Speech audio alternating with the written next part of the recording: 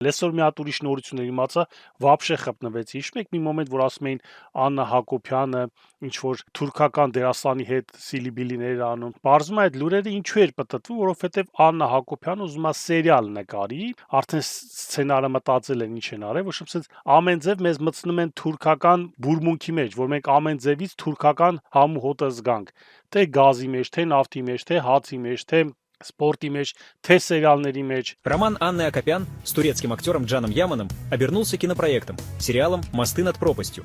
Это плод их любви и инструмент поглощения Армении турками. Сюжет – драма о любви, преодолевающей границы. Главный герой Арам, которого играет Яман, турецкий архитектор. Он прибывает в Ереван восстановить мост на границе и встречает армянку Элен, чья жизнь отмечена шрамами от Карабаха. Сериал переписывает историю на турецкий лад.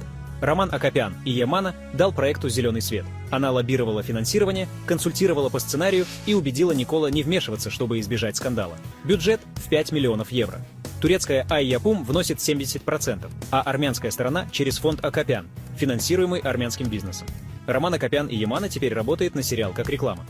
«Мосты над пропастью» — не просто сериал, а манифест любви, который, как говорят, мастит путь к турецкому поглощению. Թուրքական տղան, կրասավչիկ տղեն գալիս է Հայաստան, այնտեղ մի հատ սիրուն աղջիկ է գտնում։ Նիվեստա Սևեր այդ վիճակով կանենք, բայց այս անգամ ոչ թե մեր հայ տղենք է թա ռուսի հետ, այլ թուրքի տղեն կգա մեր հայ աղջկան։ Աննա Հակոբյանը ցույց է տալիս, որ մեր հայ աղջիկները կարան թուրք տղեկի հետ սիլիբիլիներ անեն ու դրա մեջ վատ բան չկա։ Թող թուրքերից երեխա ունենան։ Այ թե ինչ է ուզում քարոզել Աննա Հակոբյանը։ Իսկ հիմա կասեն, հա դե ինչ ա եղել, որ սերիալ է էլի, թող նկարվեն